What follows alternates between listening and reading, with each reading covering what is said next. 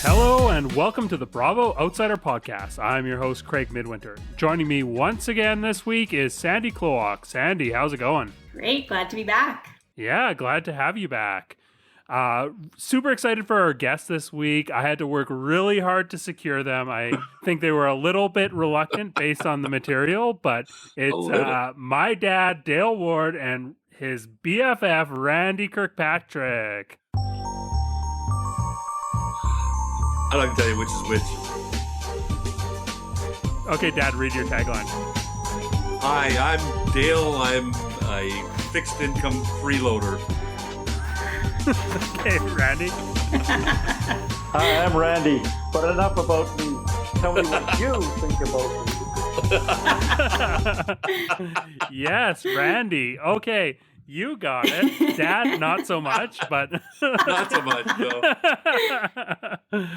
Thank you, I'm guys. new to this game. Yeah.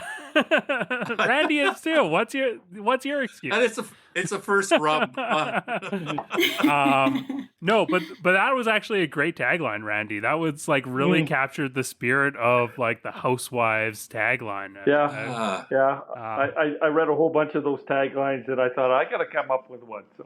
Yeah, I could that. I could hear your research in that.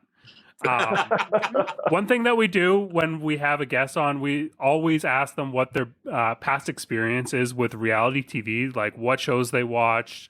Dad, I'll start with you. What reality shows have you watched? Not many. I'm not a big reality show freak. It's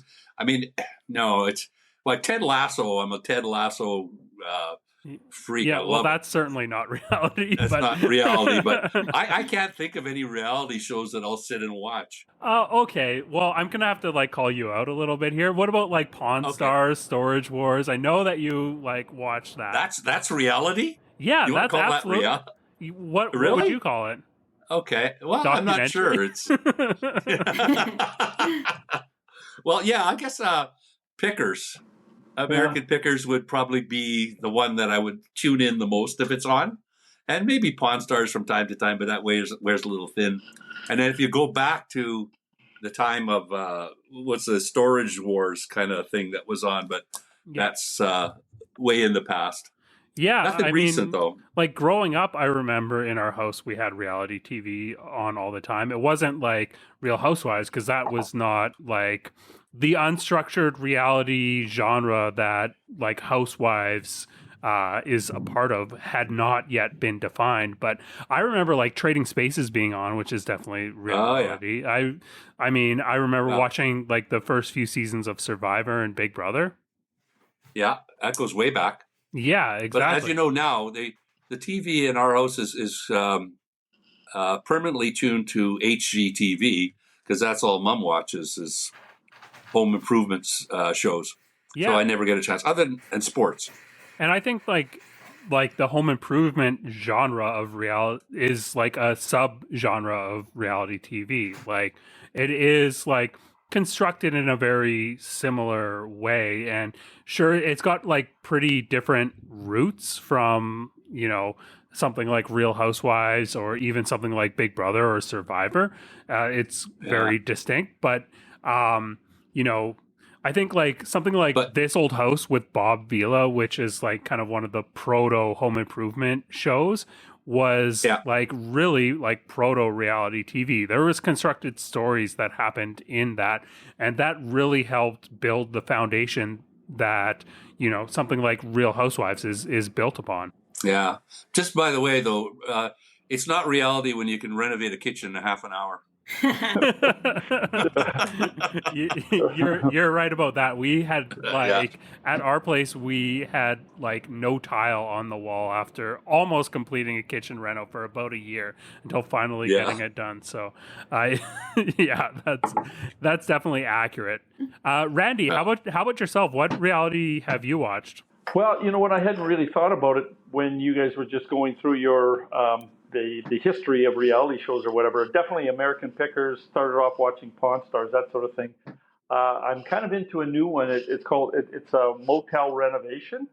I don't know if you've seen those ones or not, but it's quite interesting. But I I hadn't really thought about This Old House, because that was something I used to be glued to, and this was before HD TV actually. Yeah. This Old House, and that was really interesting with Bob Vila, and then I guess he had some of his Norm Abrams or whatever was his sidekick or whatever, Yep. his master carpenter in that. I haven't really thought about it that much, but I can't say I watch a whole lot of TV in the first place, so that's where I'm sitting at. Yeah, I think people generally just like underestimate how much reality TV they actually watch. I think like so much content that we consume is so, if it's not directly reality TV, it borrows lots of tropes and conventions of reality TV. It's really a genre that we have seen emerge within the past, I guess, like 25 years, maybe longer than that now, and really change the structure of the content that we consume. Like if you were to take someone from like 40 years ago and like put them in front of a TV showing content from today, even if it wasn't a channel that's dedicated to reality TV like Bravo, I think that they would be stunned at how different the format is, if they were to compare it to, the content that was produced 25 years ago, I think, or 25 years prior to like the time that they came from. So I think that it has, like, TV has evolved so much within the past 25 years, thanks to the advent of reality TV, that, it looks completely different. And, I would argue that there's points that are more honest about what is presented on television nowadays compared to 25 years ago, but there's also things that are a lot less authentic about it, because reality TV is also, like, it is very constructed, but it's presented as very like factual. So, Craig, tell me something.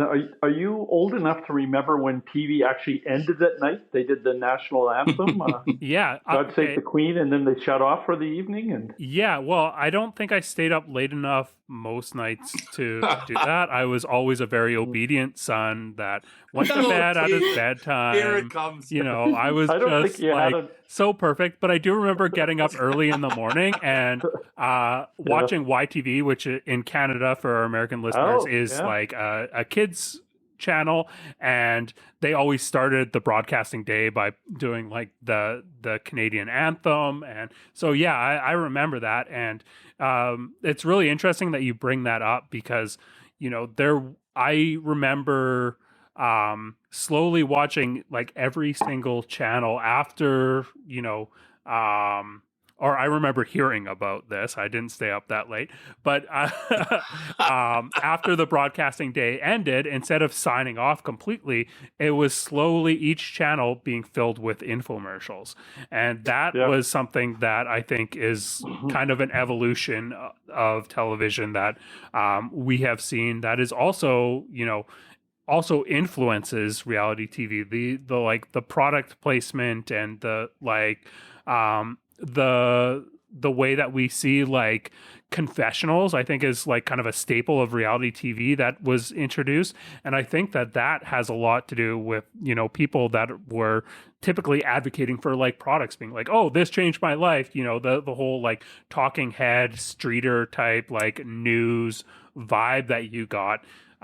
We see that on Bravo shows especially, but like pretty much any reality TV show is going to have some sort of like confessional mechanism, some sort of like talking head where they're talking directly at the camera, narrating, giving like a first person perspective. And I think that is like, that's inspired by the infomercial and news to a degree. But I think like infomercial was use it as a storytelling mechanism in a more like dramatic way than the news ever did. And I think that's where reality gets at. So that's really interesting that you would bring that up.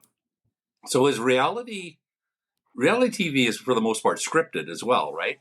So these shows that you look at, there has to be scripting, and that's one of the knocks that's been on shows like Pickers and that or Storage Wars, that these things are all been set up. They're not reality in the true sense of the word, and that's what I wonder about with these as well. Like, what's impromptu and what's not?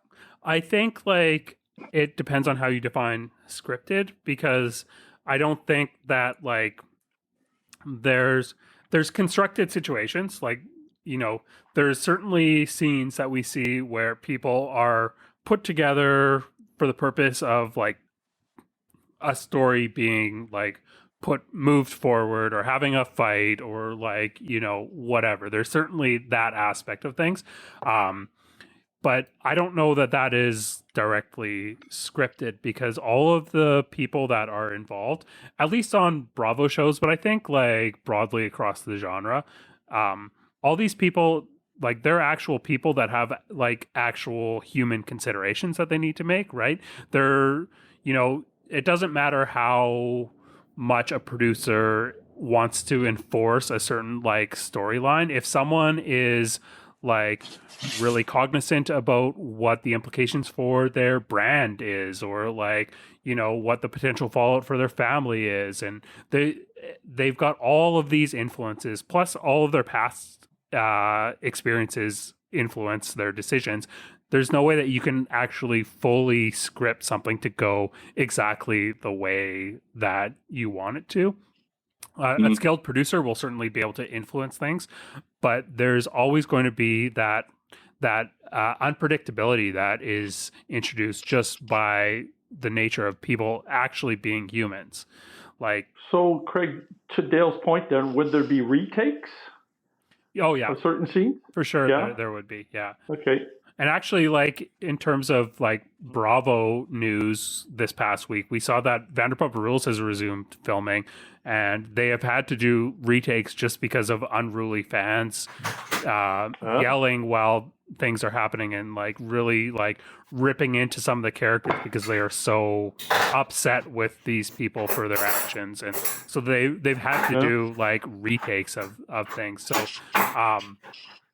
I think like you can often like tell when these things are happening to an extent, when they are retaking things for the purpose of storytelling. But yeah, absolutely retakes happen, but I don't think it's like scripted in the sense of, oh, you're going to have to fight with this person. You're going to have to like, argue about this. I think that one thing that is really interesting for me as a viewer of reality TV is actually watching these people as their own execute their agency. So they have to make these decisions like, oh, am I going to fight with this person, or am I going to like retain this information and, decide to use it strategically later? Do I want to build an alliance here? Even though this isn't a competition game like Big Brother or Survivor, that happens on Housewives constantly. Like, that's almost entirely what is happening in these like social situations. People are making decisions about how they interpret and how they act upon and disseminate information. And it's really interesting because their actual human experiences influence that. There's other shows on different networks maybe that you can tell it's a lot more I shouldn't say more scripted, but there's shows that read scripted. Like if you're thinking about The Hills, people are coming into scenes, and it's very clear they have to ask a question of this other person, and it's pretty awkward. And I think that is happening, as Craig's saying, on the Bravo shows as well. But I think it speaks to the talent of the personalities on the show. Not that they're acting and they can it's not necessarily that, but just that the dynamism there and the life that they can bring to it, and the authenticity that these Bravo shows, I think personally, read a lot less scripted. Yeah, and also I think that's like the caliber of the producers. Like the producers on Bravo are, top tier. I don't think that there's anyone that's better. Even on, the networks like ABC, who produces The Bachelor, which is probably the biggest reality TV show in the game. I still don't think they come close to the actual skill in terms of actually managing people and trying to manipulate storylines and foster these relationships. I don't think it comes close to what we see on Bravo. And yeah, to Sandy's point, to put it in like a bit more context, because I don't think that Dad or Randy have watched The Hills. I could be wrong, but no, you're not wrong. But something like Love It or List It, which I know that Dad you have seen. You can actually see in those scenes when someone is coming in and it being a very like forced moment. It's like, okay, well, we need to have this moment where this renovation is going to cost way more. It's like, oh, these pipes are like all messed up. This is going to cost you way more. Like, you know, those are very like clearly telegraphed. Formula.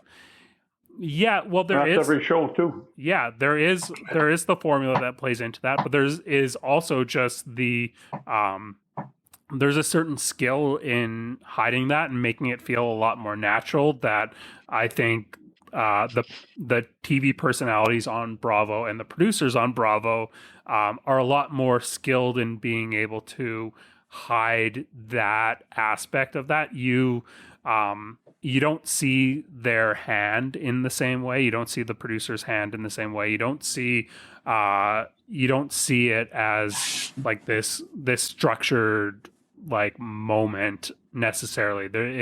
It always has a little bit more nuance, I would say. Deeper than I ever thought. Yeah, well, yeah, I think it's deeper than a lot of people thought, and I mean, I think you're right that you probably haven't considered it deeply, but I don't think that is just you or just your generation or just like, you know, men of your generation or men in general. Like, maybe disproportionately, I think men do dismiss reality TV and the art surrounding it, but I think broadly reality TV does not get the respect that it deserves, and there's a lot more going on than you would think. But let's get into the shows that we watched this week. So we watched an episode of Real Housewives of Orange County and an episode of Real Housewives of Atlanta. I'm gonna just say let's jump into Real Housewives of Orange County to get things started. Dad, we'll start with you. What were your first impressions of this cast of character? Confusion, really. That's probably where I would start with is not having watched any episodes prior to when you sent the two that we should have a look at. I had no idea what was going on, and it just trying to sort through the personalities, I guess. You know, with the first, I think the opening of that one, it started with a crotch shot of one of the stars. I mean, well, what the hell is this all about? Oh yeah, when they were wrestling. When they were wrestling, right? Yeah. I said, okay, am I supposed to remember, you know, where that one's going? I have no idea. Well, I told you to make note of memorable moments. So, well, that was that kicked it off, I suppose, in terms of looking at that, and just trying to, and in both of them, in Orange County and in Atlanta, it's just knowing who's who. Like in Orange County, they're all blonde except for one. So I think it was Heather. Yeah, was the only brunette in that. So she was easy to kind of focus in upon, and she was kind of I don't know whether you'd call it an agitator or whatever you'd want to call it, but she was kind of a focal point of tension between some of them. Yeah. So what did you think about like the conflicts that you saw with Heather? I don't have an opinion. I mean, I just really you'd look at. There's no way you could deduce from that who's right, who's wrong, who's justified, who's not, and all of that. It's just very difficult to decipher. I mean, like if you take off your like trying to find all the context emotionally, were there anyone in particular that you found Or did you like side with anyone in any of these conflicts? Because she had a notable conflict with Gina, I think, is one of the big ones that we saw. We also saw the resurgence of a conflict that she had with Taylor, and she was also starting shit with Tamara and Shannon. Were there any of these conflicts during this isolated read that you had on this that you thought that maybe she was in the right, or was she broadly in the wrong? No, I mean, I don't know if they were going this with your highs and lows when they're going through it. And one of the highs with, I think again it was this Heather that talked about was shoveling horse crap off of a truck was a high part of what she saw. Well, that's interesting. And then I don't know whether it was just because of all of the blondes compared to the brunette that she was the one being left out of things, or so she claimed. And whether that was real or not, I'm not sure. But I mean, you got kind of caught up. I did get caught up in the excess of stuff, right? And so here they are in Montana, camping, ostensibly camping in Montana, and it could be. Nothing could be further from the truth in terms of like wearing a Gucci toque, or you know, I got a kick out of all of the red, black Transcona tuxedo pajama things that they were wearing, and it's such a world apart from. I'm out at the cottage right now, and it's just Matlock isn't like that. Yeah, it was hardly roughing it. Randy, what were your first thoughts of first impressions of this cast? Well, it's kind of funny. Dale just stole my thunder, because that's exactly what I was going to say. I couldn't tell any of the girls apart, and even to where they would have a still shot, or they'd go to a one-on-one little interview with the girl. They would pause it and go to a quick interview or whatever. Yeah. I couldn't tell who they were talking about. All the blondes appeared to be the same, even though I wrote down the names: Taylor, Gina, Tamara, Heather, Jean, or Jen, I guess, and Shannon. I couldn't tell which one was which. I know for a fact now, having said this, that this has been going on for, I believe, 17 seasons, right? Yeah. So obviously there's a following, number one. Number two is obviously they have ratings.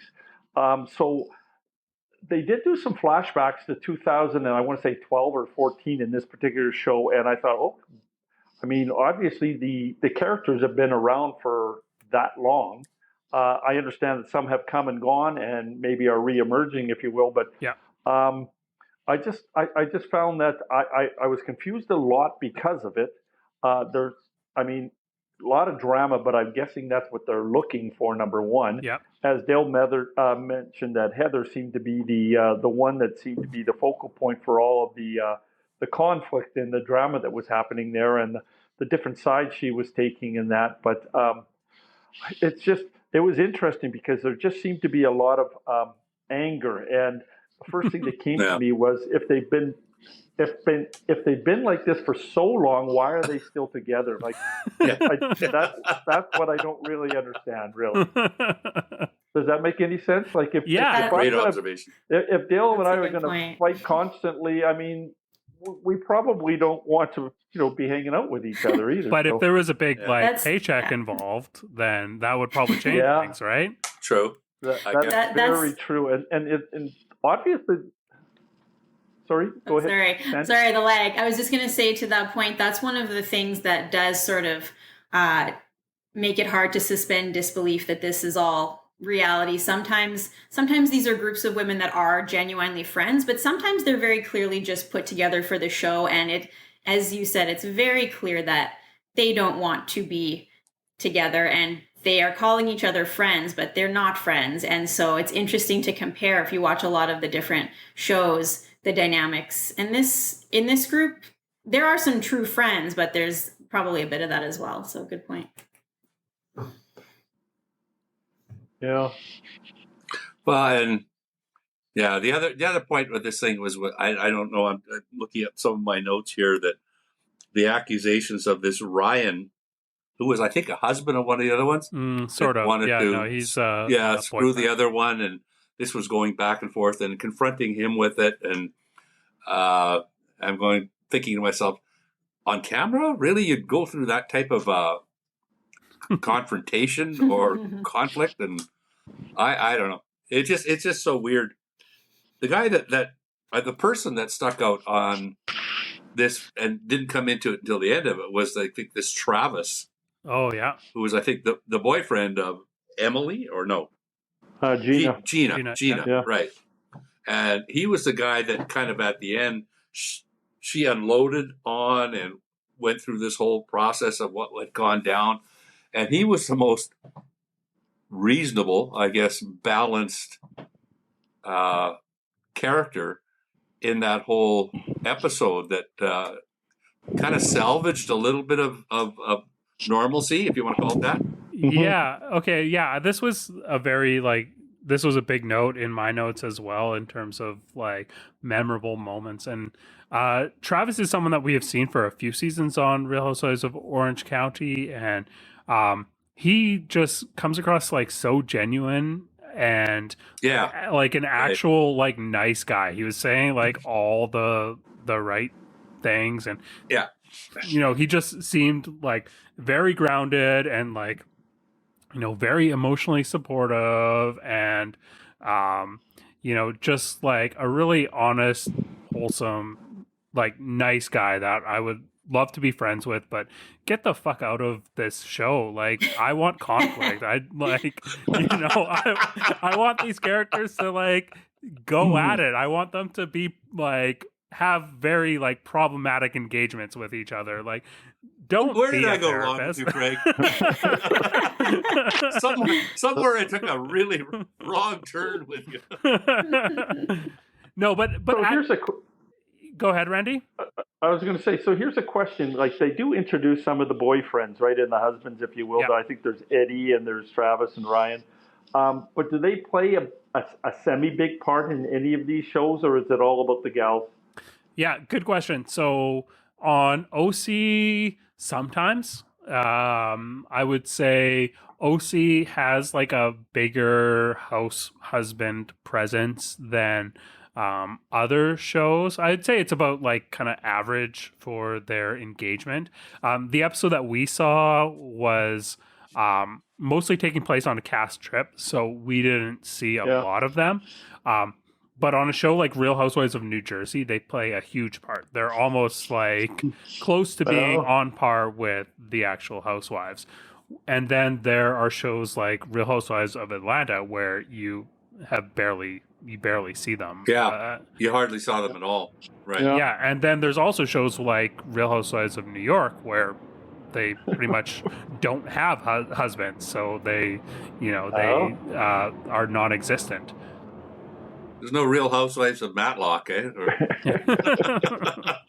You can start that franchise up, Dale. Start recruiting. Yeah, I don't think so. Yeah. Interesting. So Randy, what were your highlights from Orange County? Highlights? I don't know if I had any highlights. What was memorable? Observation. Well, you know what? It's funny when they all went whitewater rafting, if you want to call it that. It all looked like they had $500 pair of sunglasses on. That's kind of stuck out with me right away. I got a kick out of the fact that they were showing the family jewels of the who was the Kevin. Kevin, is that his name? Yeah. I think it was like Kevon or something like that. Yeah. Yeah. And even little idiosyncrasies, like there was one gal that remember the water and ice was being poured from a pitcher and it triggered bad memories. Oh yeah. Whatever. Yeah, that was Heather again. I think. Was that Heather again? Yeah. Tamara, again, I had a hard time. Oh, it's Tamara. Tamara. I had a hard time differentiating who was who. But having said that, I mean, if you watched it, I don't know, 4 or 5 different episodes, you'd probably pick up on all that. Yeah. Fairly easy or whatever. I didn't. Obviously, they're all very well off. I mean, some of them. There was one gal, if I'm not mistaken, or do I have the wrong show? They were married. One was married to an ex NBA player, and one was married to an ex NFL player. So they're all doing really well for themselves, and I think a lot of them are their own entrepreneurs as it is, right? Yeah. Or I can't remember if I get the same show right or no. I apologize. I was watching Atlanta today, trying Oh, to yeah. go back over it again, and that's what it was. So You're hooked. no, I wasn't hooked. I wanted to be prepared. I thought, you know what? It was 3 days ago I watched it. I want to be prepared, so I went back and I watched it again. So yeah, but No, no, all of they're Craig's all very guests well get off, hooked. obviously. And, Yeah. Yeah. oh no, say it isn't so. So much for American Pickers. Yeah. Be PVRing Real Housewives now. Well, I did ask my girls, to give me some Coles notes on what, if they've watched it or whatever. And they said they haven't watched these two particular shows, but they watched the other Housewives. Oh, yeah. So, What's the other? Beverly Hills, possibly, and one was New York, I think New they York, said. yeah. And Yeah. And Well, I went into the cottage here, and Tom was sitting. He says, "By the way, if you want, come in and watch. I think it's Miami." He says, "Real Housewives of Miami" was on. Yeah. Oh, yeah. So, That's a great series. is it really? Yeah, we covered the very tail end of this past season of Miami, and it was fantastic. so, how many different shows are there, and how hard is it to keep, up to date, or like to differentiate who's who in these particular shows? I would Not say hard if you're following in the them. world. It's not. Okay. Yeah, exactly. Yeah. And there's like six of them, maybe. I think there's 7. Let me count. So there is Orange County, Atlanta, Miami, Salt Lake City, Beverly Hills, New York, New Jersey. I think I got them all. Sandy, is that right? Yeah, that's 7. Oh, no, Dubai. Sorry. Dubai is the other one. Dubai. Oh, jeez. Taking it up to a whole new level. Well, okay, so Dubai is an interesting one because Dubai is that is considered an American Real Housewives franchise because it's on Bravo proper. But there's also a whole bunch of international Real Housewives shows. Canada has had 2 Real Housewives shows. There was Real Housewives of Toronto, which was trash. Don't watch it. And then there was Real Housewives of Vancouver, which came first, which was fantastic. Do go and watch it because it's amazing. But yeah, there's so many other countries that have their own variation on Real Housewives that there's a ton of international franchises. But Dubai is a proper Bravo Real Housewives show. My God, there must be money in that one. Oh yeah, big time. The only other memorable things from Orange County was sitting back, and when half of them went whitewater rafting with Kevin with his package hanging out, and the other group went with fly fishing. And I remember thinking to myself, this guy that's trying to teach them how to fly fishing is probably thinking to himself, they're not paying me near enough. They were so pathetic, and they're falling in the water, and they're getting water in their hip waders and all that. Oh my God. Get them the hell out of there. It's funny. There was a lot of fishing content on Bravo this week because there is a spin-off of Real Housewives of New York called Luann and Sonia Welcome to Crappy Lake. And they go fishing in one of the episodes that aired. And it was similarly fish out of water experience. But yeah, no, that scene with where Butch takes the girls fishing, I thought was really entertaining as well. Yeah. And then lastly on that one, and I had more takeaways. I know we've been talking mainly about Orange County, more takeaways from that one than I did from Atlanta because I was just trying to still understand it. But was the other one with, I think it was Emily's daughter, Annabelle? Yeah. When they brought her into the thing, I'm thinking, this poor little girl, I couldn't help but think about JonBenet. about how Oh, Ramsey, yeah. and how Yeah. this girl is just going to have such a twisted She won't view. have a chance. No, Yeah. well, I mean, Yeah. I guess have a chance. I guess it all depends. But how grounded could that girl ever be? But is she the one that had the attitude too, the little girl? Yeah, she had an attitude. Yeah. She had a Already. real attitude. Yeah. I was gonna say about yeah. that. Sorry.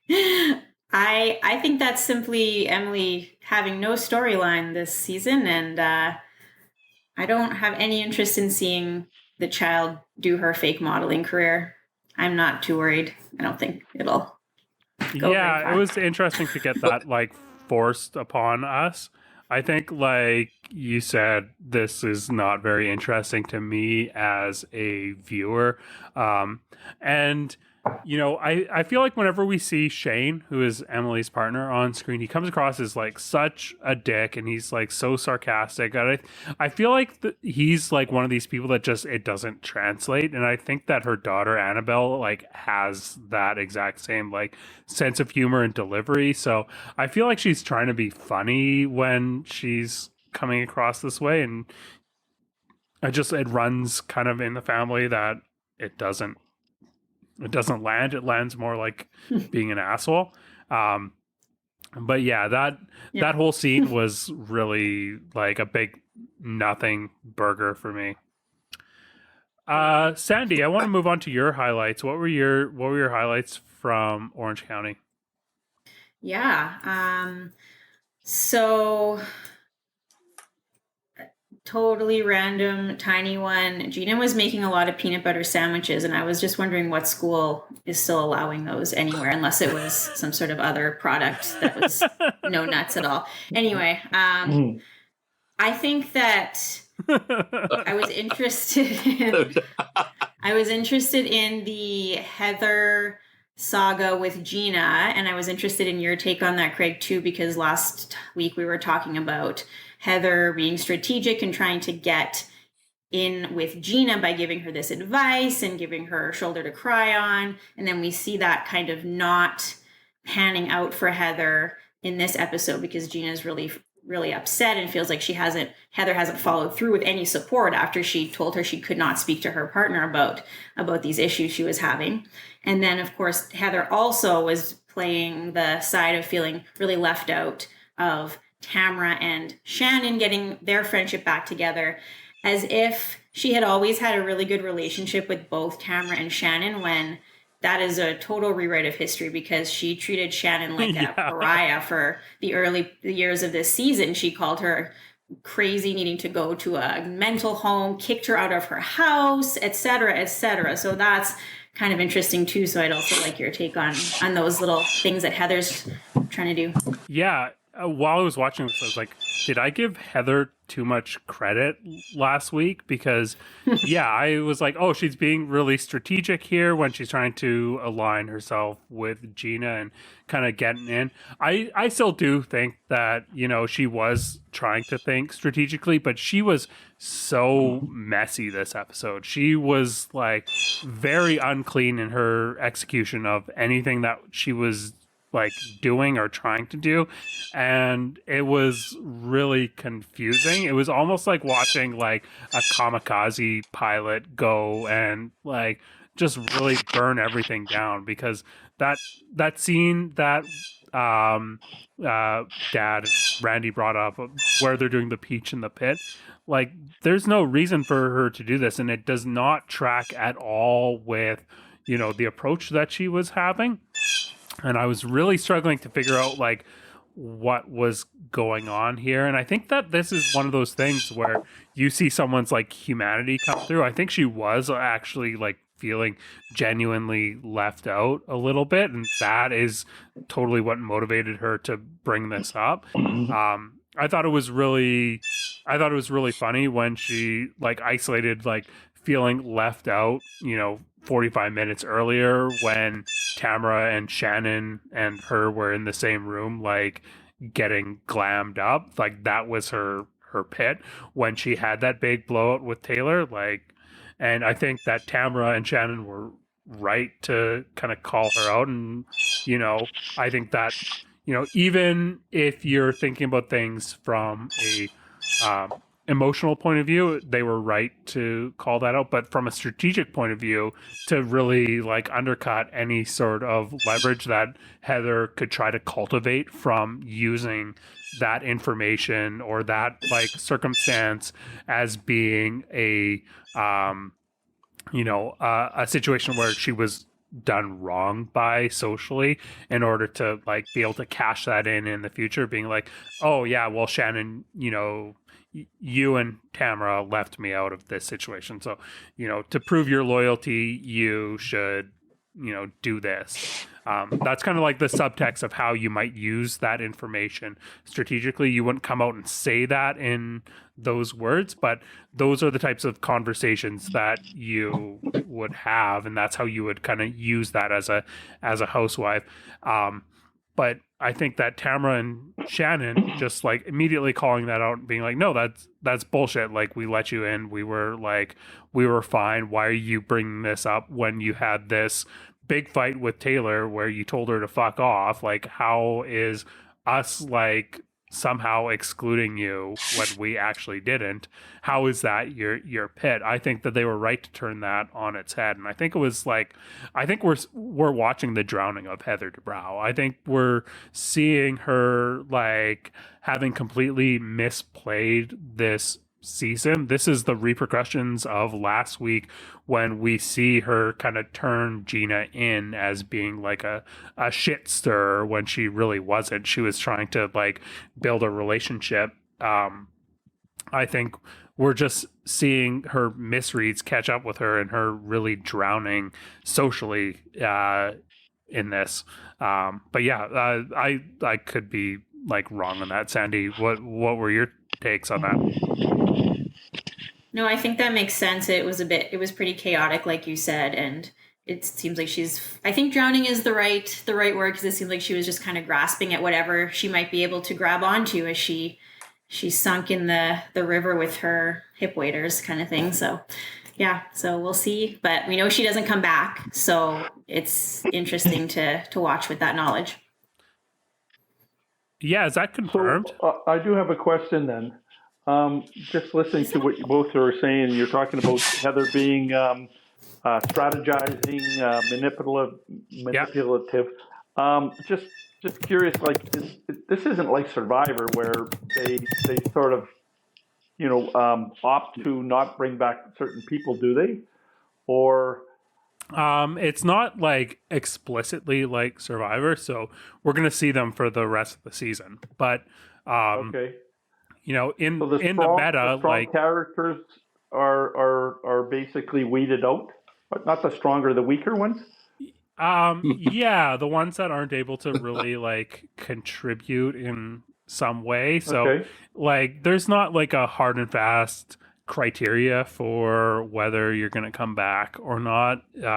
It's really just like, are you going to like contribute to it being good TV? Meaning, are you well liked? Are you like able to like carry some weight within the show?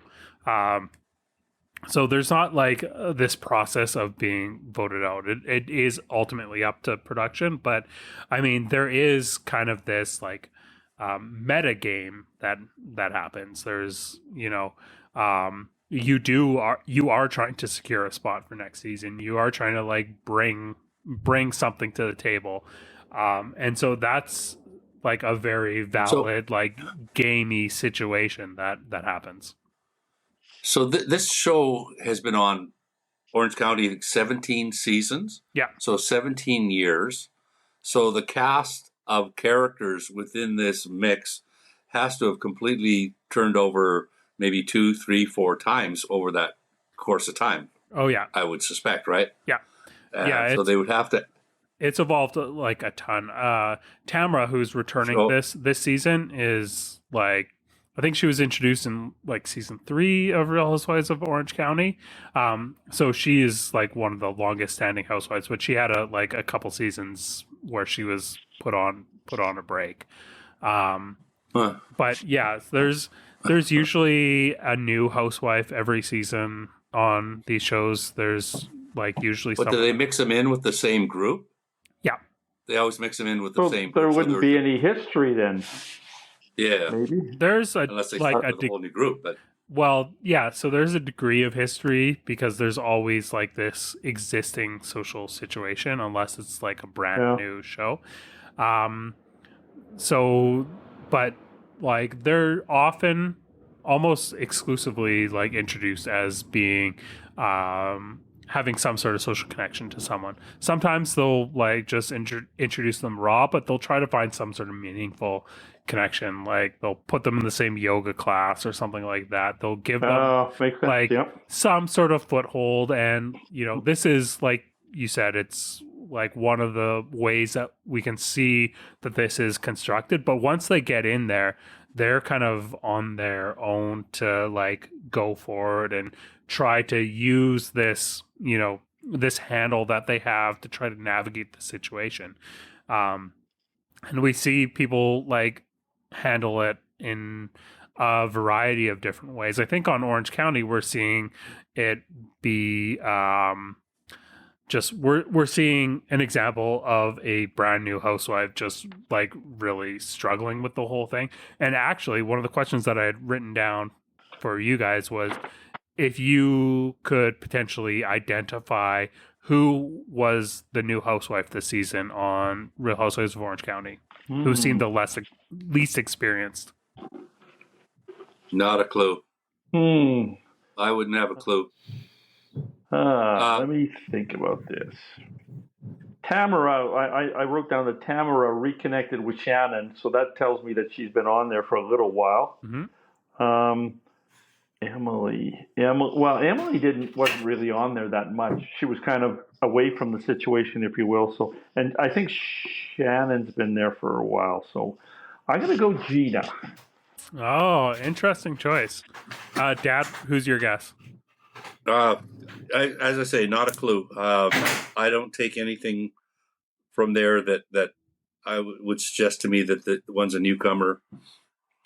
Okay, so I couldn't even venture a guess. The answer is Jen. Jen is the new housewife this season, and I don't know. As someone who has watched a lot of hours of this, like a lot of hours of Real Housewives, it's very clear that she's a new housewife. I think that she's really, really struggling, and this is actually one of the worst first like season efforts that I can think of for a housewife. Why? Well, okay, so we talked about this last week. I won't like go over too much ground, but she's making like the weakest choices. She is like really just curling up in a ball for like any time that she's confronted, and like always on the defensive. She's not seeing any way to use any situation strategically, socially. She's just, I don't know. It's just a really, it's just a really bad like strategic playing of the housewife games, which on its own, that's fine. You can bring other things to the table than being good at being a housewife and being able to like manipulate situations and handle information and like play the game and being like, there's ways that you can be a great housewife and like be not smart, like but she's also just boring. Like she's not interesting in any way. Sandy, what are your thoughts? Yeah, I totally agree. As we discussed last week, and I was interested on the preview for next week.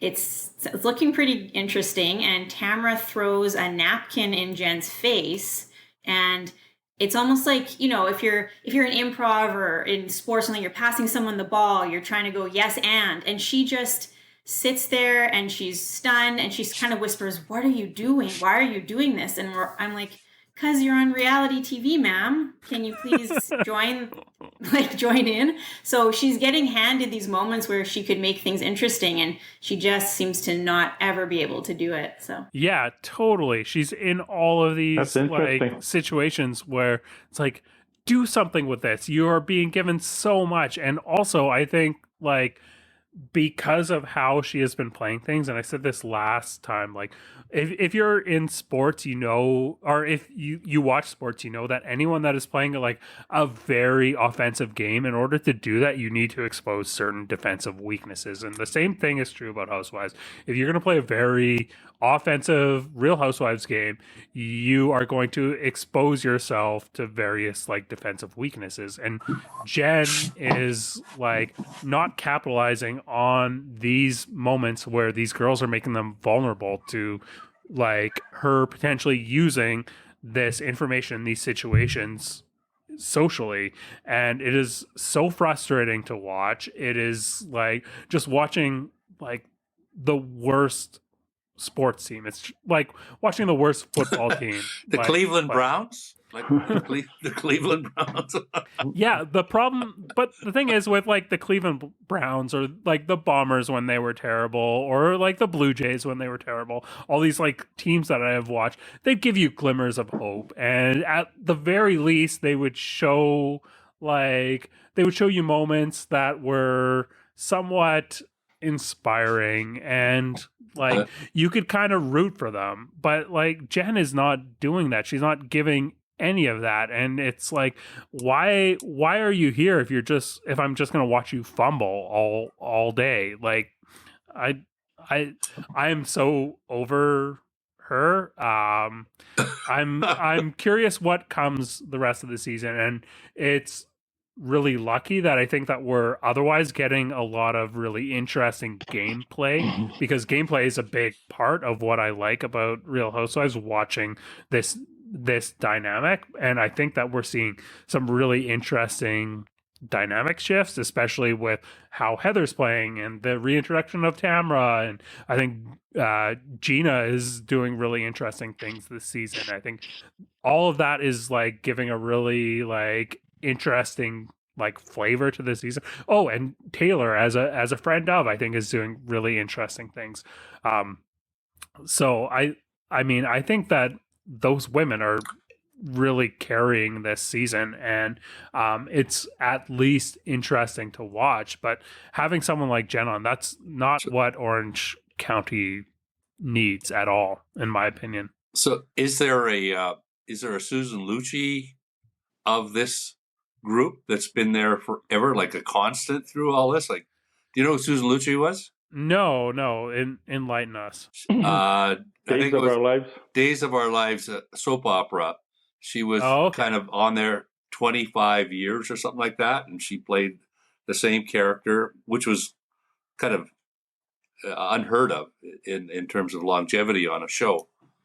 And I think I think her claim to fame also was whatever the soap opera digest Emmys are, whatever you would call them. Daytime Emmys. She was nominated for Best Actress like 22 years in a row and never won. Yeah. Oh, okay. Is that her character name? Because I was looking this up for some reason. Erica Kane was her. That's right. Her, yeah. Yeah, but Susan Lucci was legendary in that genre of television. So, and we're thinking about 17 seasons that this has been on, and there would be massive turnover. Has there been somebody that's been there right from the start that's been the glue?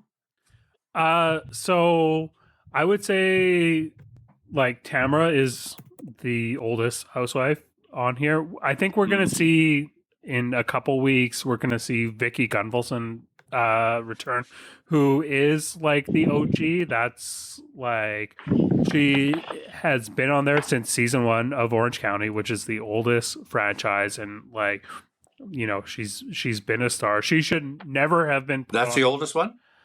Vicky Gunvalson, yeah.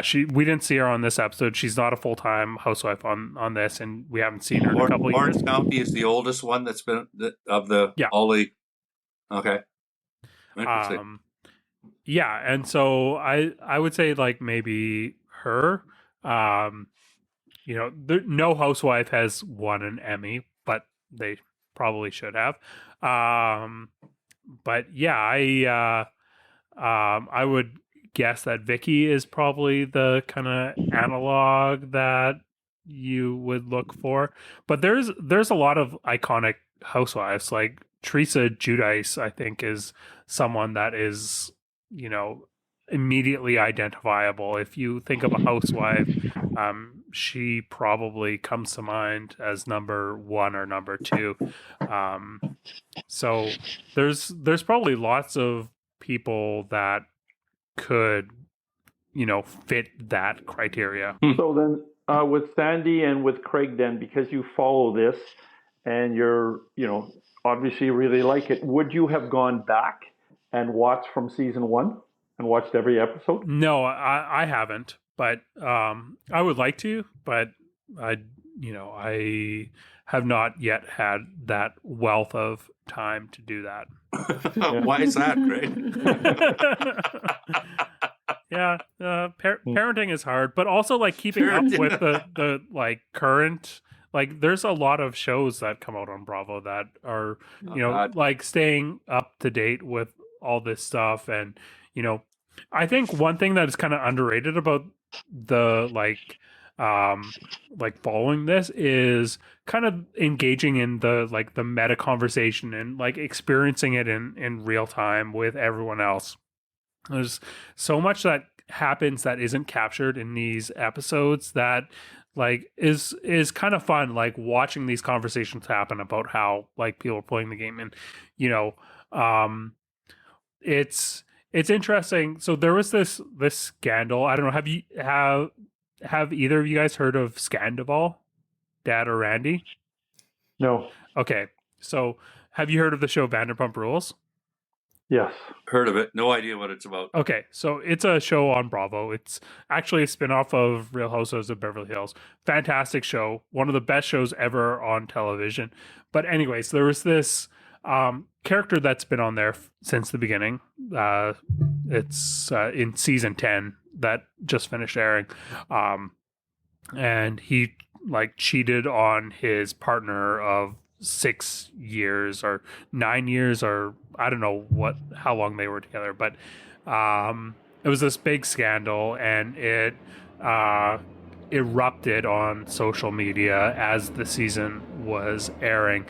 I saw a clip where people were talking about this, and they were saying how usually when you're watching Bravo and engaging in these conversations, the fans are divided. There's like people on both sides, and there's never this aligned perspective. And the difference with Scandival is that you have everyone on this one side, and everyone is seeing the same like point of view. And the way that they were talking about this made it seem like that was like a fun thing, like that added like something to the experience. But I personally feel like that took away from the experience, because I think when you're engaging in these conversations, like that creates a dialogue where you have to, in order to engage in a meaningful way, you need to put yourself in someone else's shoes and like try to see their perspective.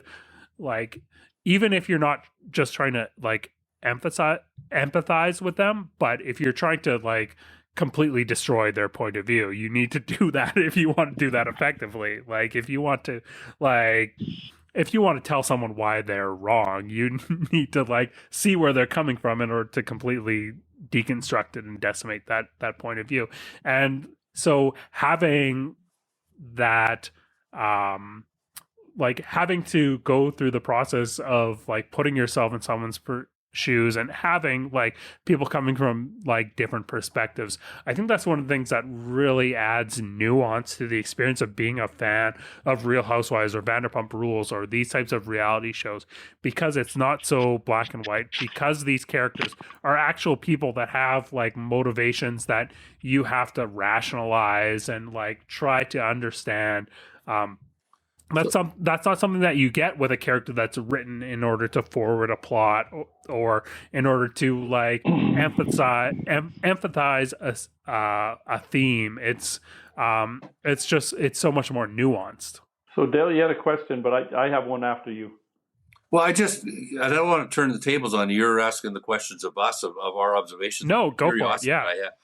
The curiosity I have is, what do these people make? Like, you know, what they earn as being characters on these shows, or how is this lucrative? I would suspect it is, but Yeah. Yeah. I mean, I think I remember reading a few years ago where the highest paid housewife was like $1 million, or it was like between $1 and $2 million is what the highest paid housewife was per season. So like, yeah, that's that's good money. I think like that's both chump of change. yeah, no, most of the housewives are making less than that, but that's really good money. Yeah, it was just curiosity. Go ahead, Randy. Well, you were talking about Scandival, and there was one of the guys who cheated, right? They've been married for 6 years or whatever. Now, how do I say this? Is this part of the show or real life, or are they one and the same? Yeah, it's one and the same. So we saw this all come to light after the season had wrapped. Like they stopped filming, and the show was airing. It was like episode 4.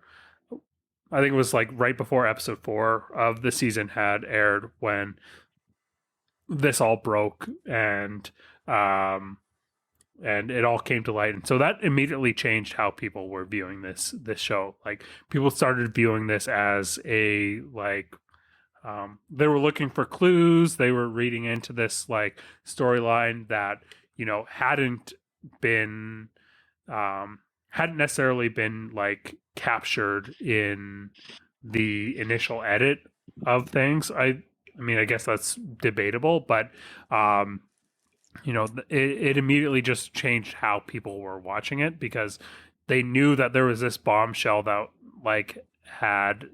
was brewing underneath it all, and production like spun back up in order to catch like the fallout, because they'd already stopped rolling, and they wanted to like start back up again and like catch what was happening.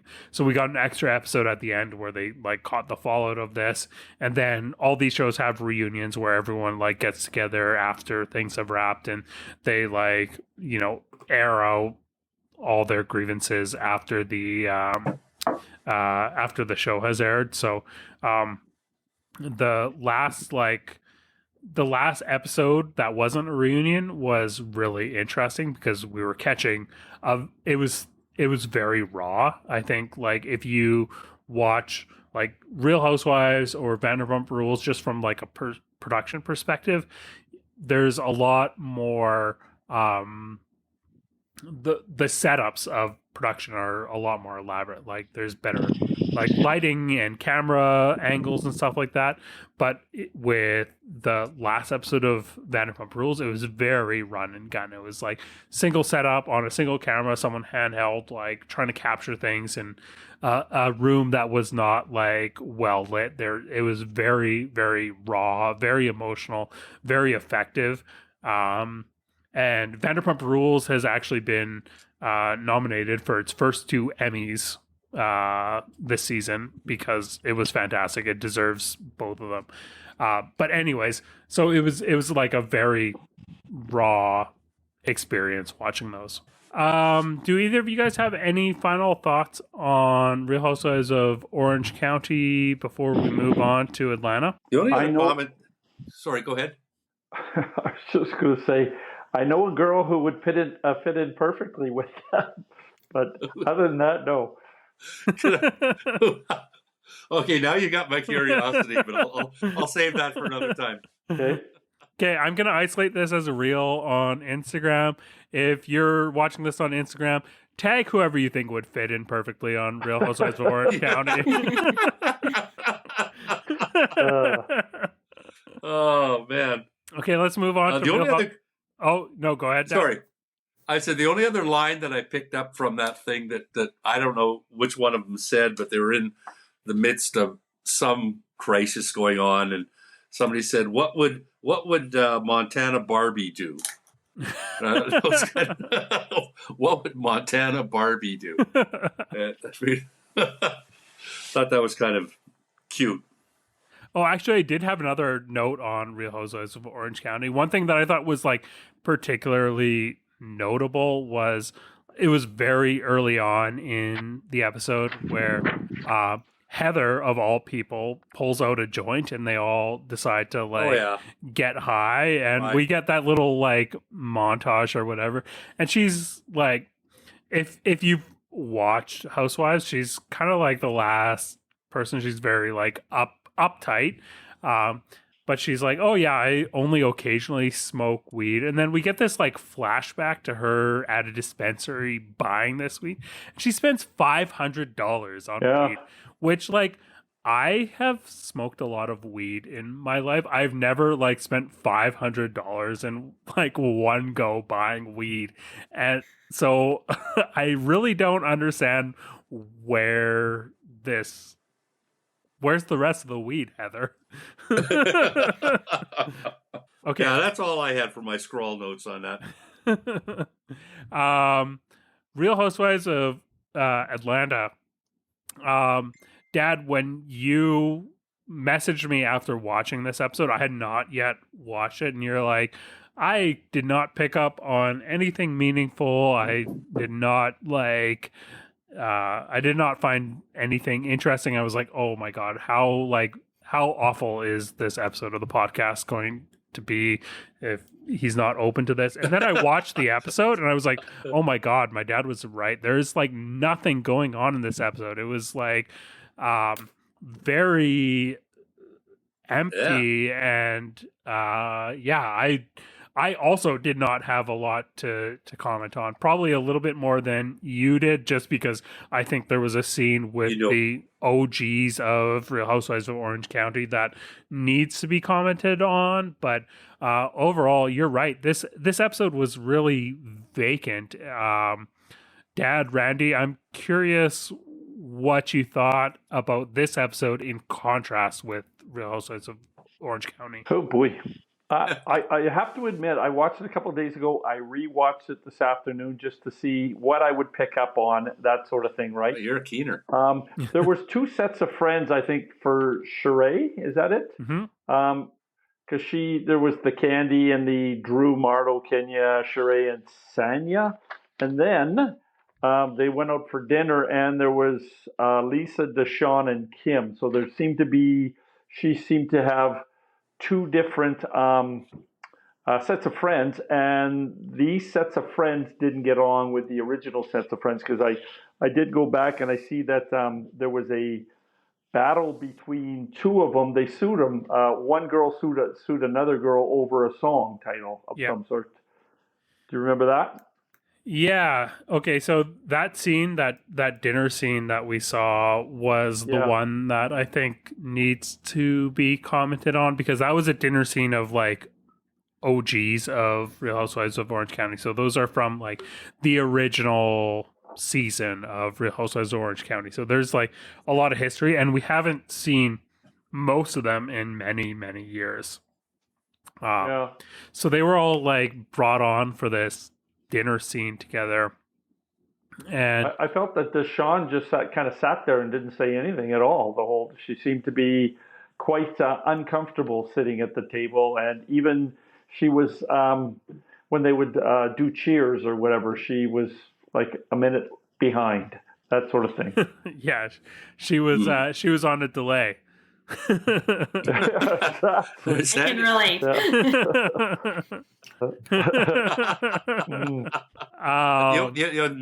ahead. I said the first note, when they started that one out, they had at least listed the names of the characters first. So that I kind of scrambled to write down who was who. Incredibly difficult time trying to determine who was who after that, because you don't know the characters.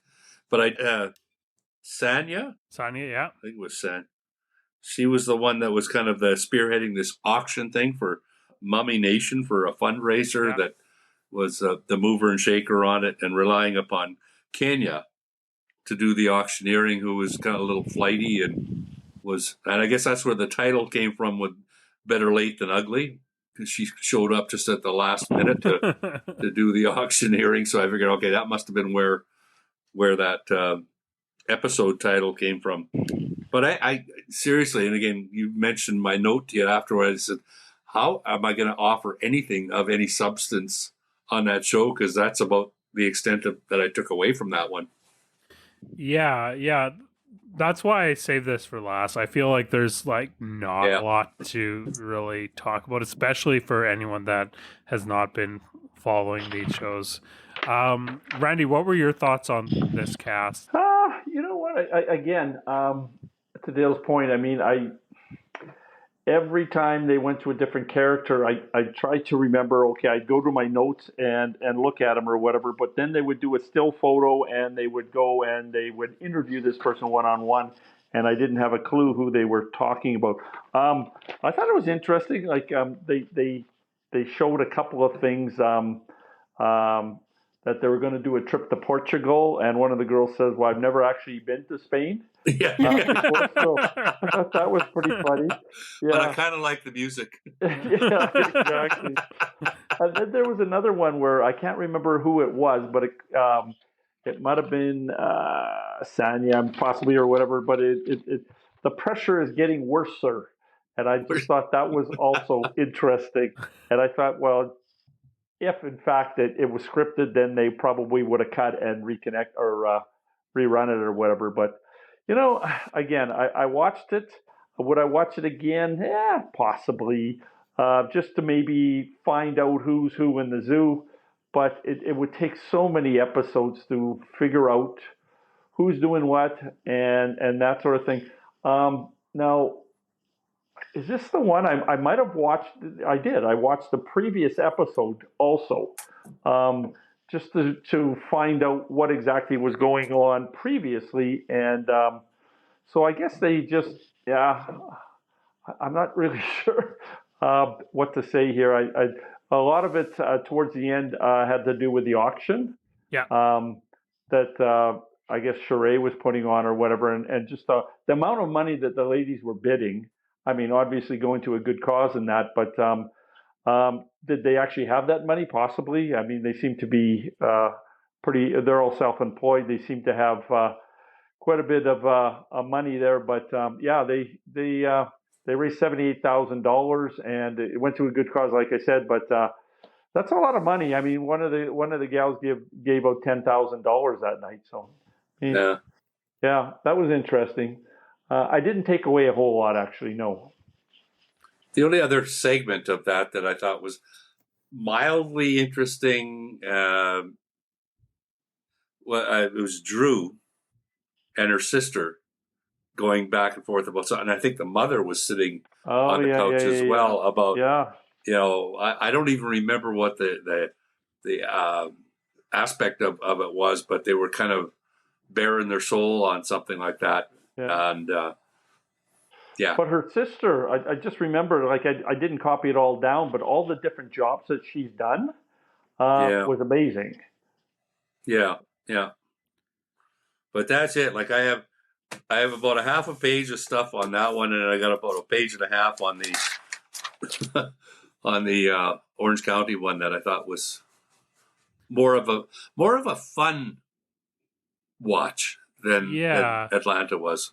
I would absolutely agree. I'm ready to like pronounce Real Housewives of Atlanta in its current format dead right here. Like I was really disappointed in this. I think it's like really been a disappointing season. We got this season. We got this scene. Actually, you know what, Sandy, I wanted to give you a chance to give your highlights from this episode before I completely like write it off. Okay, it's my chance to go to bat for this show, I guess. Well, not particularly, generally agree, but I don't know. I really enjoyed the dinner with Kim and the other former cast members. I haven't watched Atlanta before this season, but it actually makes me want to go back and watch for Kim because she seems to really bring a lot. So that was fun. There was that apparition of her husband Croy above her head when she was talking about him, which was just special. And of course, her going on about her marriage doing great. She's now divorcing him, and it's like a nasty divorce. So always nice. And then, Randy, I'll have to disagree with you on 78,000 being a lot of money. And that is because a few episodes ago, Sanya spent 100,000 on the birthday party for her husband. So she could just skip one birthday or skip this entire gala that probably cost that much and probably donate more. Obviously, we're looking for content, so it's a little rich to criticize that. But I see this happening in real life all the time. I've been invited to galas through work, and I'm like, how about just don't have that and donate the money? So that's kind of funny. I also enjoyed Kenya being super late to that. I always love those kind of things.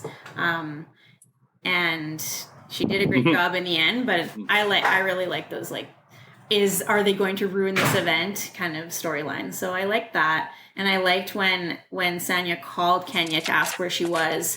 She's like, oh, just emergency all day. And Sanya said, oh, what happened? And she's like, and then just totally changes the subject.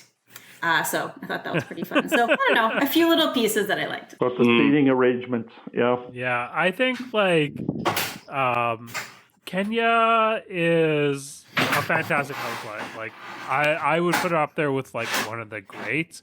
I'm a bit disappointed in her this season because I feel like, you know, she's very much just riding on, like she's taking a season off. She's just like coasting. That's not what this franchise needs. It really feels like it's on life support.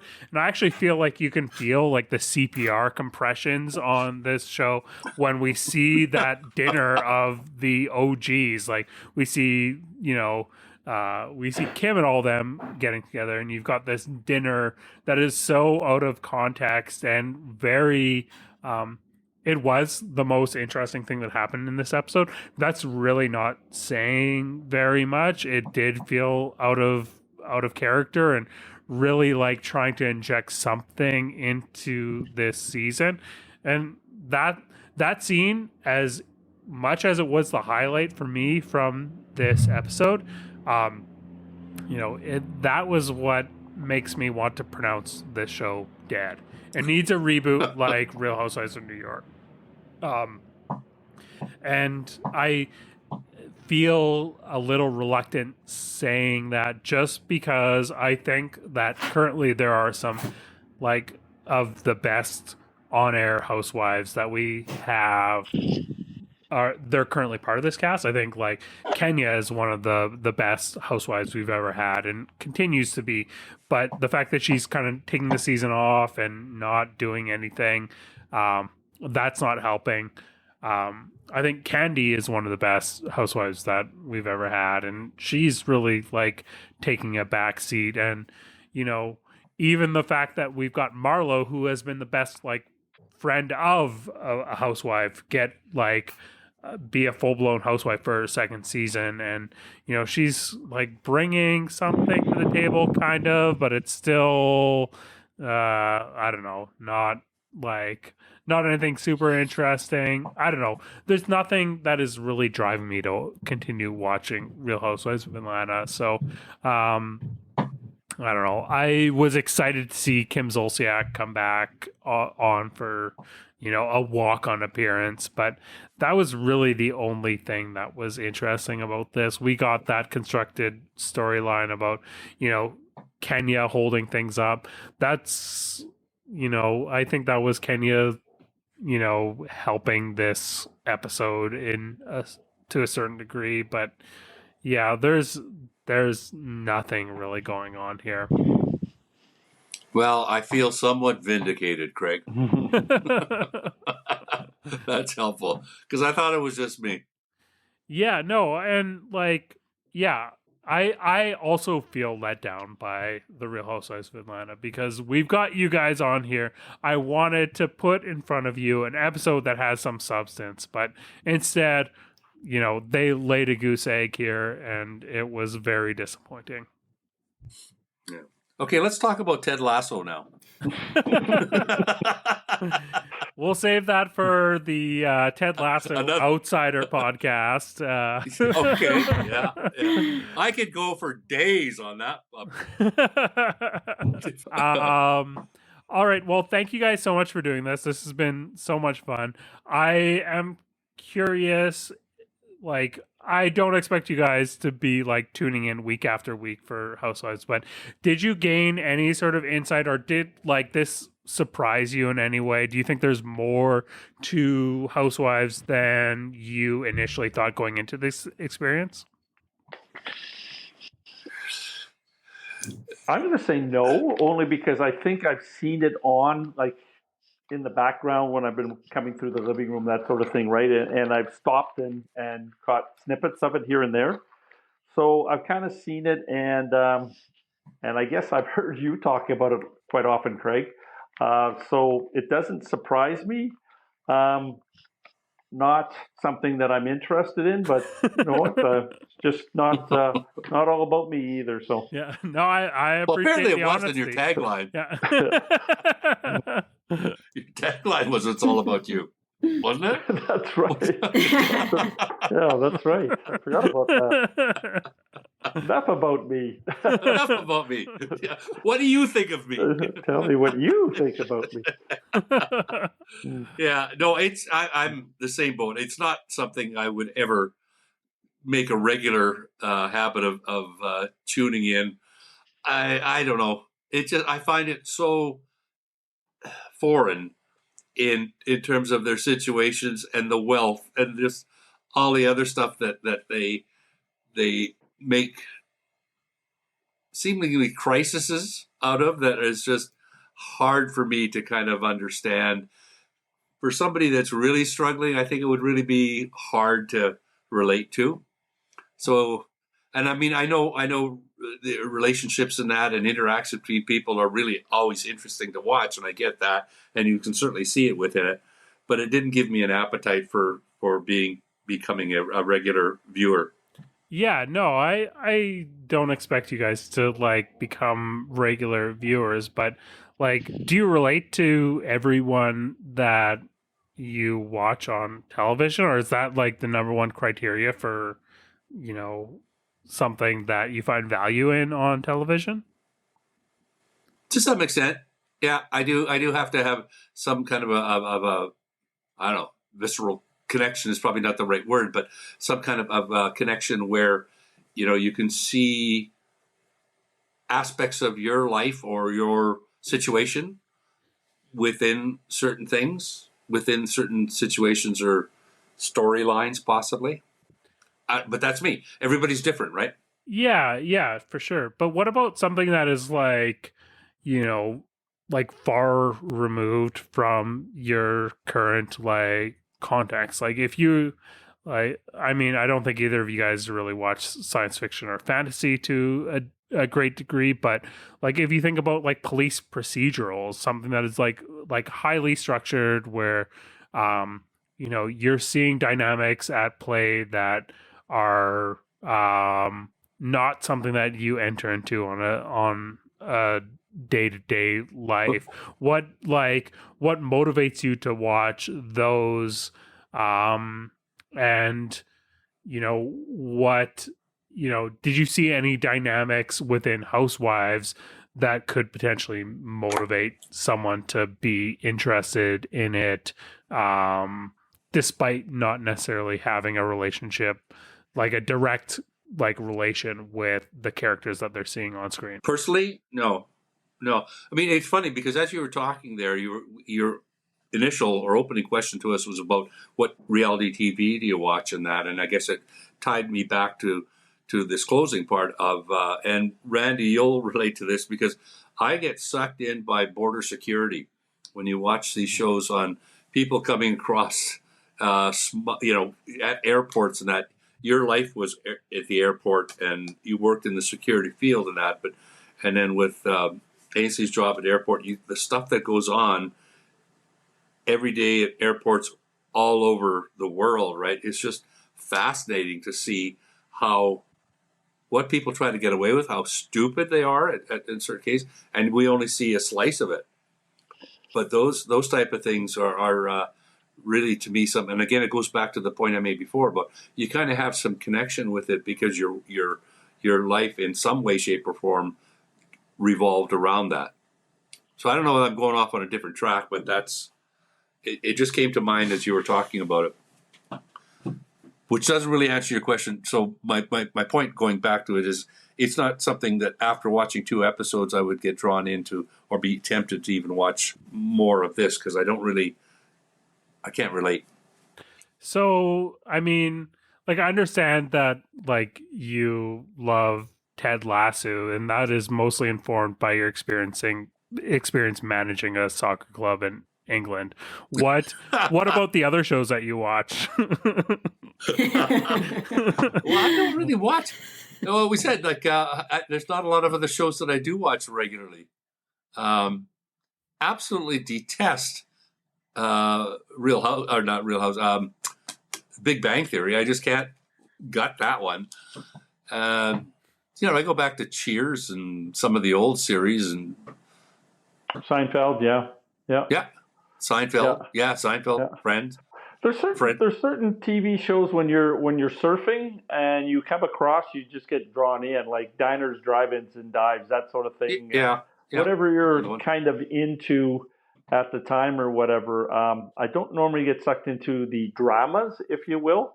You could go on about movies, but that's a little bit different or whatever. But there's certain shows that you look forward to watching. Again, I'm an American Pickers fan. Even though it bothers me that it is staged at one time, it's almost like finding that Santa Claus isn't real. Really, when I found out that Mike and Frank were going there the previous day and they were making all these deals and everything was set up in advance, it kind of ruined it for me or whatever. I still watch it a little bit, again, to your point, Dale, I probably wouldn't watch these 2 particular shows, but it's just all different strokes for different folks. Yeah, for sure. Yeah, absolutely. Well, thank you guys so much for doing this. This has been a lot of fun. I enjoyed that. Yeah. Thank you. I want to ask, is there anything that you guys want to promote, plug? Randy, we'll start with you. Oh boy, that was quick. Promote or plug? Yeah, where can people find you? We'll build your online following. Wildwood Golf Course on Wednesdays and Fridays at the Pro Shop. Yes. I'd like to. Well, no, I'll let you plug yourself, Dale. But plug. Fixed income, playing Whitewold Emporium, beautiful Matlock, Manitoba, this Friday. Be there. Awesome. Which means nothing to anybody. Yes. If you are in Winnipeg, check out Randy at the Pro Shop at Wildwood Golf Club, and check out my dad at Whitewold Emporium. His band Fixed Income is playing regularly. What's the next date, Dad? Tomorrow. We're playing tomorrow, which is the 14th? Tomorrow? Something like that? Well, the 14th. That's when this episode is coming out. So tonight, today. Get your ticket. Yeah. And go to Whitewold. If you're in Winnipeg, which most of our listeners aren't, but if you are, check them out. Sure. Again, thank you guys. Thank you guys so much for doing this. Sandy, do you want to let everyone know where they can find you? Sure. I am at Corporeal Curios on Instagram, or just search my name. Awesome. That has been Bravo Outsider for this week. Sandy, thank you for filling in for Dylan. I believe he's going to be back starting next week, but this has been a lot of fun. We'll have you on again in the future to indoctrinate our outsiders. We're also going to be changing up our release schedule and releasing episodes on Mondays starting next week. Sunday night, we'll actually be live streaming the night of the Real Housewives of New York reboot premiere. So subscribe to us on YouTube and check that out. We'll be going live before and then doing our episode recording afterwards. If you want to see us kind of fumble along, check it out. You can find us on Instagram, Threads, Twitter, Spotify, TikTok, wherever you listen to podcasts. We're Bravo Outsider at Bravo Outsider, BravoOutsider.com. Until next week, keep on housewifing.